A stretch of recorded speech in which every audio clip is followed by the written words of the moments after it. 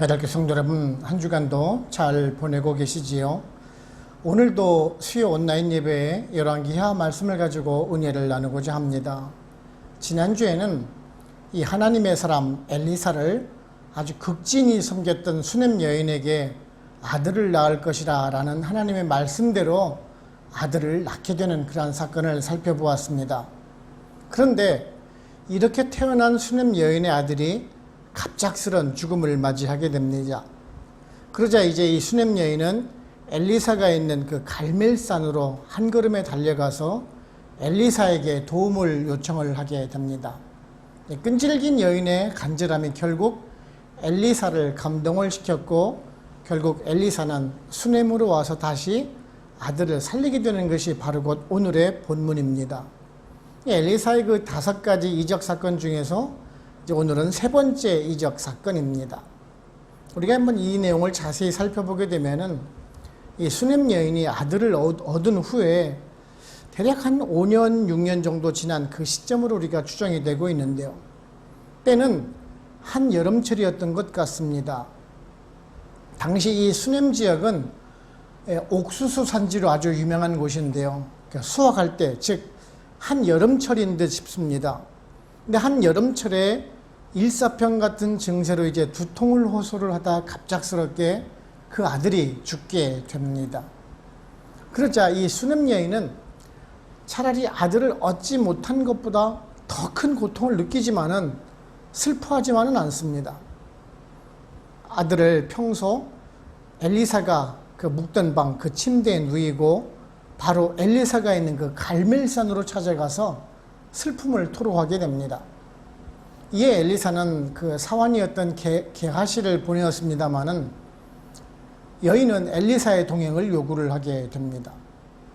여인의 집에 도착하자 먼저 도착해 있던 그 게하시는 아이를 살릴 수 없음을 또한 고하게 되고, 엘리사는 그 죽은 아이의 몸 위에 엎드려서 하나님께 간절히 기도를 함으로써 아이가 살아나는 그런 이적을 행하게 됩니다.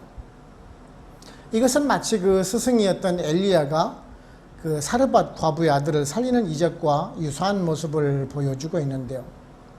엘리사 역시 또한 그 엘리야의 그 선지자적인 직분을 계승한 것으로 보여줌과 동시에 이것은 또한 그 예수 그리스도가 다시 죽은 자를 살리실 것을 예표하는 것으로 또한 우리는 보아야 할 것입니다. 결국 우리들도 죽음에 이를 것이지만은 이 아이처럼 주님에 의해서 다시 새 생명을 얻어서 부활의 영광을 누릴 것이다 라는 말씀입니다. 오늘은 이러한 본문의 내용을 살펴보면서 은혜를 나누고자 합니다. 첫째는요, 우리는 죽음에 대한 올바른 인식을 가져야 합니다. 말씀 20절을 보시면 곧 어머니에게로 내려갔더니 낮까지 어머니의 무릎에 앉아 있다가 죽은지라 라고 말씀하고 있습니다. 지난주에 살펴본 대로 이 수넴 여인이 하나님의 은혜로 아들을 얻었습니다. 아마도 이들 부부는 나이가 들어서 얻은 아이이기 때문에 뭐 정말 금이야 옥이야 키웠을 것이 분명합니다. 이 수넴 지역은요, 당시 옥수수 산지로 아주 유명한 곳입니다.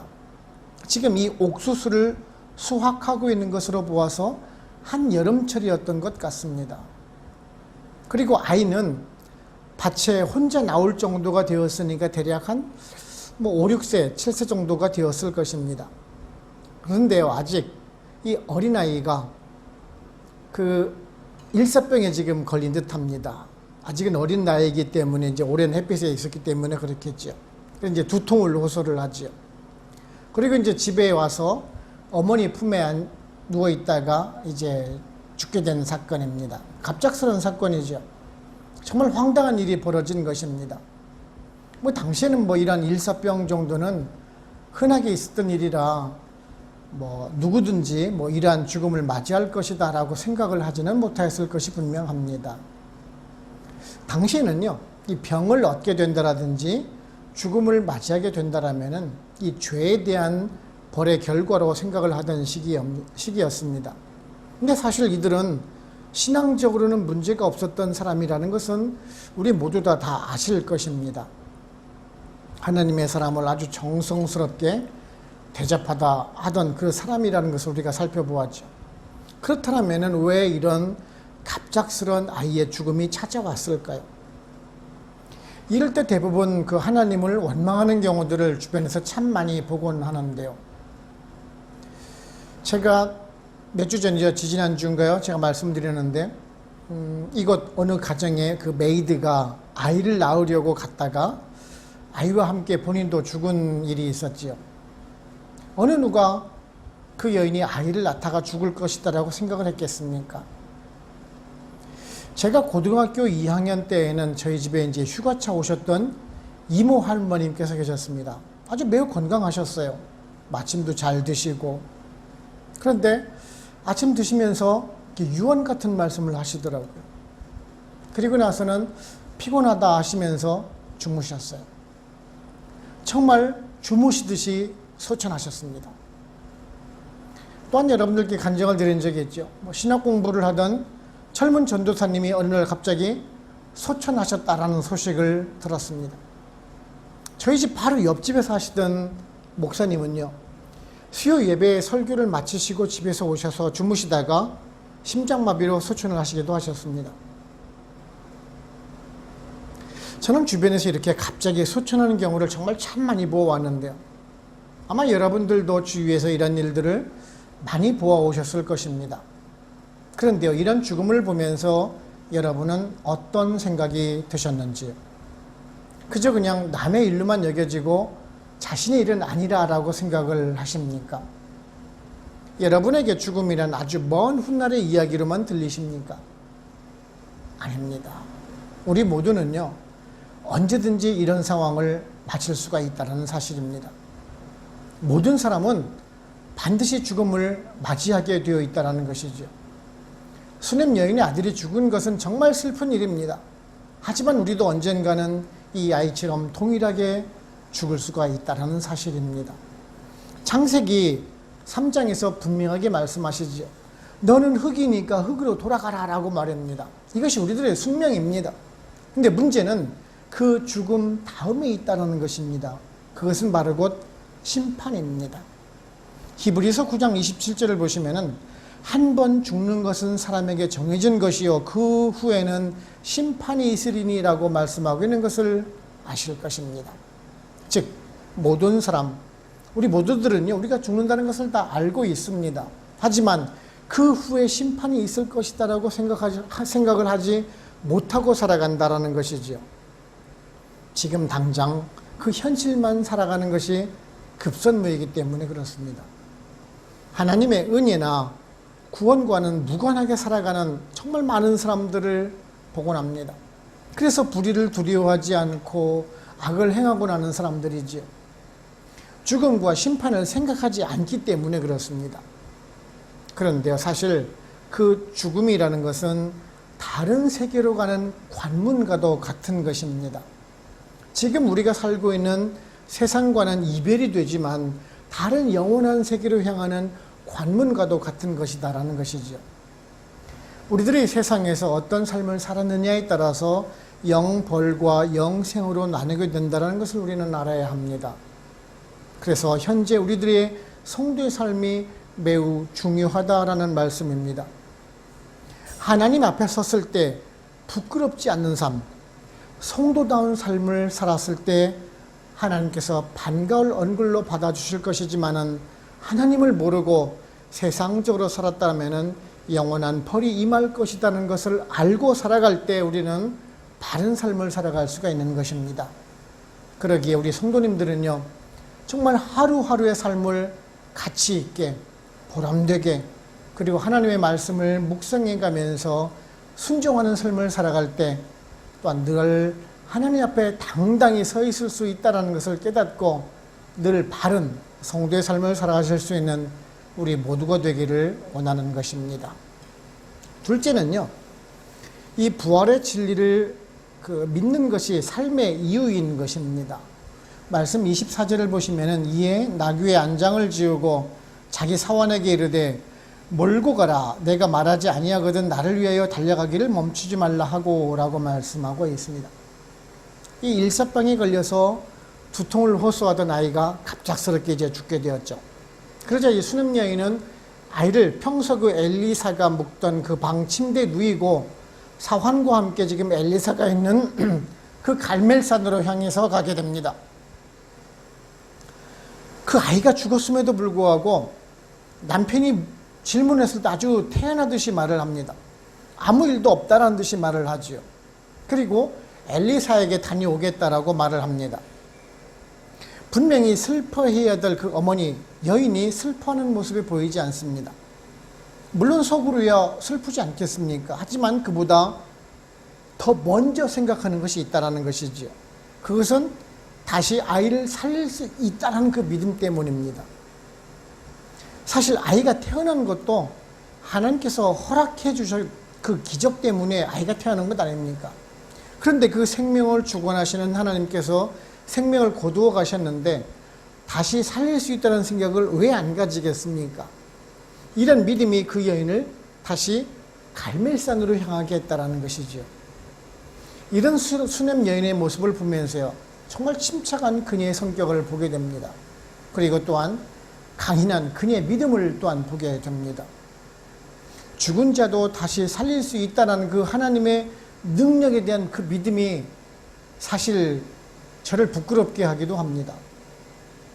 조금 전에도 말씀을 드렸듯이 저는 어려서부터 정말 참 많은 사람들의 죽음을 바로 옆에서 보아왔었습니다. 아주 어려서는 할아버지의 소천, 그리고 할머니, 이모 할머니, 아버지 어머니, 친한 친구 어머니까지 많은 분들의 죽음과 함께 하였습니다. 근데 다시 천국에서 만날 것에 대한 소망보다는 오히려 헤어짐에 대한 슬픔이 앞선 것이 사실입니다. 어려서부터 제가 교회를 다녔기 때문에 이 부활에 대한 소망은 알고 있었지만은 막상 제 주변의 사람들이 소천했을 때 그 부활에 대한 믿음보다는 현재 죽음이 마음속에 더 큰 충격으로 다가왔던 것 같습니다. 이 수냄 여인을 보면서 사실 제 부끄러운 모습을 발견을 하고 회개를 하고 나는데요. 부활신앙을 전하고 있는 목사지만 만일 제 아들이, 우리 아들이 이 수냄 여인의 아들처럼 죽는 일이 발생을 한다라면은 제가 어떤 생각을 가질까라는 생각을 한번 해보았는데, 정말 담담히 하나님의 섭리를 받아들이면서 순종을 하는 제 모습일까요? 아마도 아니겠지요. 아니, 주의 일을 하는 종에게 왜 이러한 시련을 주십니까? 뭐 제가 잘못한 것이라도 있습니까? 하나님께 항변하지 않을까요? 솔직히 지금 정확히 답변할 수 없을 것 같아서 좀 창피하다라는 그런 말씀입니다. 그런데요, 오늘 말씀을 다시 한번 묵상을 해가면서 저도 이제 깨달음을 얻을 수 있는 것이 있는데, 그만큼 우리 성도들이 그 부활신앙을 가지는 것이 아주 매우 중요하다라는 것이에요. 수많은 믿지 않는 사람들은 그저 인생은 한 번 왔다가 죽으면 그만이라는 생각을 가지지요. 그래서 살아있을 때 즐기고 놀자라고 생각을 합니다. 그래서 뭐 더 많이 가지려고 하고 더 많이 쌓으려고 합니다. 만일 사후에 하늘나라에 가서 다시 영원히 산다라는 것을 안다라면은 지금의 현실이 무슨 큰 의미가 있겠습니까? 정말 미워할 필요도 없고 시기할 이유도 없고 돈을 더 많이 벌어서 흥청망청 쓰고자 하는 그런 욕심도 없을 것입니다. 그 마음에 하나님이 없기 때문에 오직 자신의 욕심, 이기적인 탐욕만 가득 찬 상태로 살다가 허망해 죽는 것이 세상 사람들의 모습 아닙니까? 천국에 소망이 없기 때문에 그렇다라는 것이에요. 그에 반해서 하나님의 사람들은 어떻습니까? 우리들은 죽어도 다시 주님과 함께 부활할 것을 믿는 사람들이 아닙니까?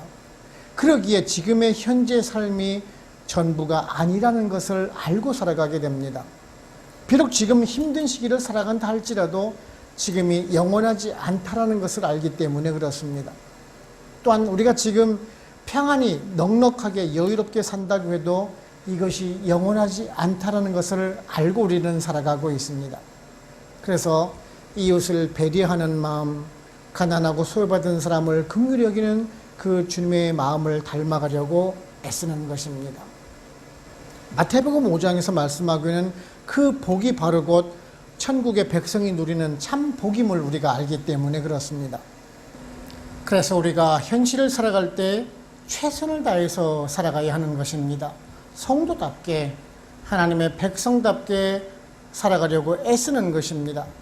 바로 부활신앙이 우리들의 기본이 되기 때문이라는 것입니다. 저와 여러분들은 이러한 그 수냄 여인처럼요, 부활신앙을 가지고 꿋꿋하게 시련이 많은 이 세상을 의와 진리와 선을 행하면서 하나님의 자녀답게, 성도답게 바른 삶을 살아갈 수 있는 우리 모두가 되기를 원하는 것입니다. 세 번째는요, 그 신앙의 간절함이 하나님의 응답을 받는다라는 사실입니다. 말씀 27절을 보시면은 산에 이르러 하나님의 사람에게 나아가서 그 발을 아는지라 게하시가 가까이 와서 그를 물리치고자 하매 하나님의 사람이 이르되 가만두라 그의 영혼이 괴로워하는지만은 여호와께서 내게 숨기시고 이르지 아니하셨도다 하니라 라고 말씀하고 있습니다. 그 수냄 지역에서 이 갈멜산까지의 그 거리가 대략 한 24km 정도 됩니다. 나귀를 타고 간다 할지라도 정말 반나절 이상이 걸리는 거리입니다. 도착하고 그 엘리사의 그 사환인 게하시가 마중을 나와 편안하냐라고 물어보아도 이제 그렇다고만 이제 대답을 하게 되죠. 그리고 이제 바로 엘리사에게 갑니다. 그리고 엘리사의 발을 아는지라라고 말씀하고 있는데요. 이 말은 우리가 쉽게 좀 속된 말로 표현을 드리면은 뭐 발목을 잡고 늘어졌다라는 말입니다. 그 모습을 보고 사한 게하시가 엘리사를 잡은 그 손을 뿌리치려고 합니다만은 엘리사는 그냥 그대로 두라라고 하지요. 이 수냄 여인에 닥친 간절한 문제가 지금 무엇이겠습니까? 가장 시급한 문제가 무엇이겠냐라는 얘기예요. 그녀에게는 지금 가족의 안부를 묻는 것도 필요 없고 세환 게하시도 필요 없다라는 것이죠. 오직 이 문제를 해결할 수 있는 사람은 엘리사밖에 없다라는 것을 알고 있었기 때문에 엘리사의 발을 끌어안고 지금 도움을 요청을 하고 있는 것입니다. 이런 것을 보면서 문제가 생겼을 때 가장 먼저 누구를 찾아야 하는 것인지를 우리가 깨닫는 것 같습니다. 우리는 모든 일들이 우연인 것처럼 생각이 들지만 사실 그 문제를 만든 분은 누구이십니까? 인생사와 인류의 역사를 이끌고 가시는 분은 바로 곧 하나님이십니다. 문제의 원인도 하나님께 있고 문제의 해결도 하나님께 있다라는 사실입니다. 그래서 가장 그 문제의 중심에 서 있는 엘리사, 이 하나님의 사람에게 간절한 도움을 구한 결과 하나님의 응답을 받게 된 것입니다. 우리는 이런 것을 보면서 또한 어떤 자세로 간구를 해야 하는지 깨닫는 것 같습니다. 하나님께 간구를 할 때에는 간결하면서도 간절한 자세로 구해야 한다는 것을 배우게 됩니다. 하나님께서는 우리의 형편을 다 알고 계십니다. 수냄 여인이 지금 무슨 이유에서 찾고 있는지 알고 계시다라는 말씀입니다. 우리들이요, 잘못 판단하는 것이 있습니다. 다 알고 계시는 하나님께서 내가 간구하지 않아도 다 해결해 주실 거야라는 그런 아니라는 생각을 가진다라는 것이죠. 사실 뭐 하나님께서는 우리가 구하지 않은 것까지도 주실 때가 있어요. 그래서 사소한 것, 뭐 그리 큰 문제가 아닌 것에 대해서 간절히 구하지 않을 때가 많습니다. 뭐 이렇게 사소한 것이 내가 하나님께 간구해야 돼? 하나님은 이런 사소한 것은 신경도 쓰시지 않을 거야. 하나님은 이렇게 소소한 것은 신경도 안 쓰시고 그냥 우리가 알아서 하라고 하실 거야 라고 생각하고 있지는 않나요? 우리가 잘 아는 그 미국의 무디라는 목사님이 있습니다. 오래된 부흥강사 목사님이시죠. 그 무디 목사님이 한 말씀 중에서 아주 유명한 것이 하나 있죠. 그 무디 목사님은 자신의 일생 동안에 하나님께 5만 번 간구를 해서 그 5만 번 모든 것이 다 응답해 주셨다라고 말합니다. 여러분요, 5만 번의 기도 제목이라면 과연 어떤 것일까요? 정말 아주 사소한 것까지도 세세하게 간구를 했다라는 말씀입니다.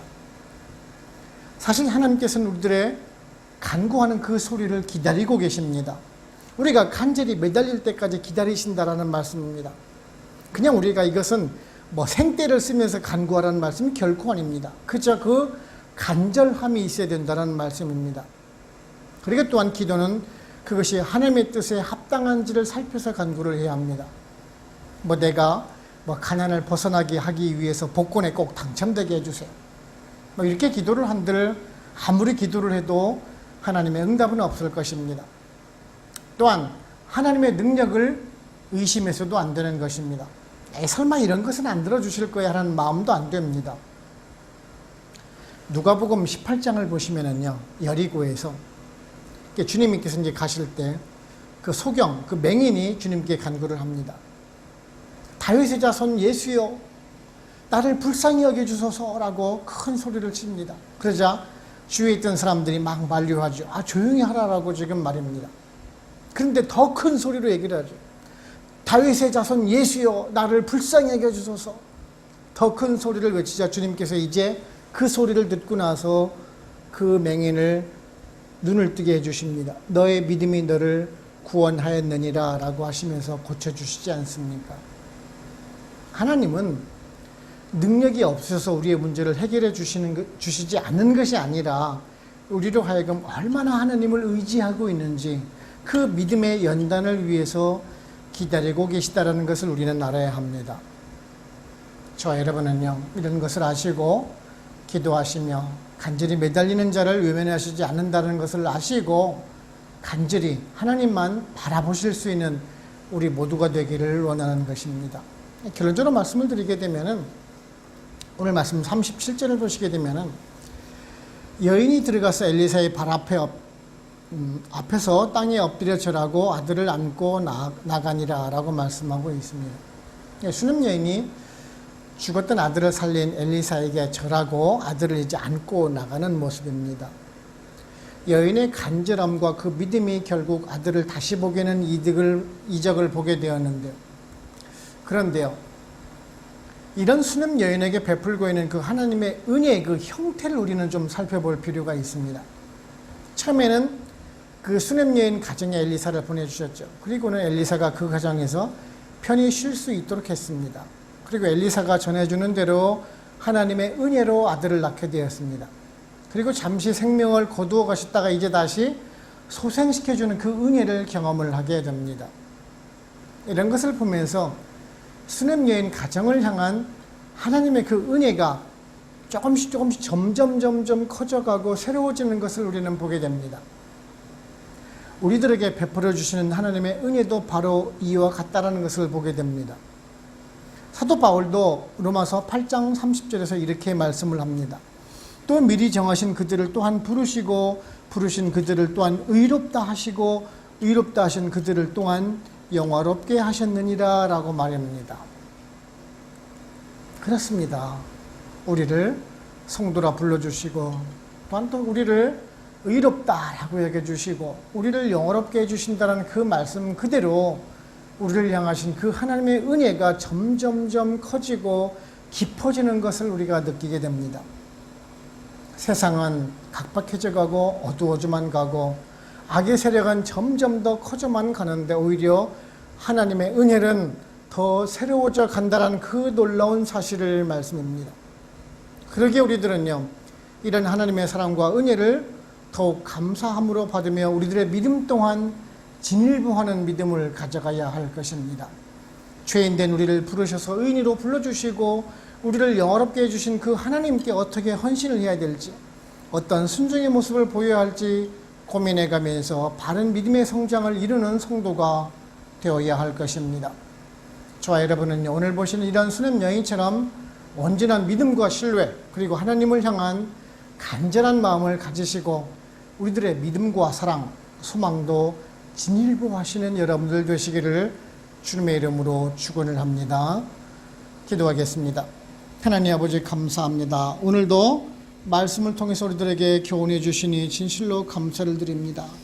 정말 수냄 여인이 하나님의 은혜로 아들을 얻었지만은 예기치 못한 그 죽음을 맞이하고 다시 엘리사를 찾아가고 다시 그 엘리사를 통해서 소생하는 모습을 우리가 살펴보면서 우리들은 또한 죽음과 부활을 묵상해 보게 됩니다. 우리들 역시 또한 죽음을 맞이할 사람들이고 하나님의 심판에 따라서 영생과 영벌로 나누게 될 것을 알고 또한 우리는 바른 성도의 삶을 살 것을 또한 이 시간 다짐하기로 합니다.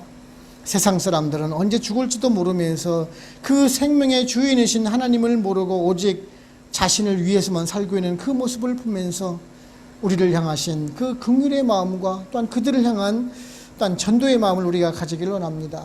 성도된 우리들은 유한한 우리들의 인생을 깨닫고 죄인된 우리를 부르시고 이 우리를 의인 삼아 주시고 영화롭게 해주시는 그 하나님의 은혜에 보답하는 마음으로 늘 감사하며 살아가며 우리들의 믿음과 소망을 더욱 하나님께 맞추어가는 그러한 삶을 살아갈 수 있는 우리 베들교회 성도님들 다 되기를 원합니다. 이제 또한 남은 한 주간도 주님의 은혜와 사랑 가운데 주님과 묵상하며 주님 말씀을 묵상해가며 또한 동행하는 삶을 살기를 소원하옵고 예수님의 이름으로 감사하며 기도하옵나이다. 아멘. 축도를 마칩니다. 지금은 우리를 주에서 구원하시는 예수 그리스도의 은혜와 하나님 아버지의 크고 크신 사랑하심과 성령님의 인도하시고 역사하시고 우리와 같이 교통하심이 베들 한인교회 모든 성도님들과 그들의 가정과 직장, 사업체 그리고 선교지와 베들교회 위에 지금으로부터 영원토록 함께 합시기를 간절히 축원하옵나이다. 아멘.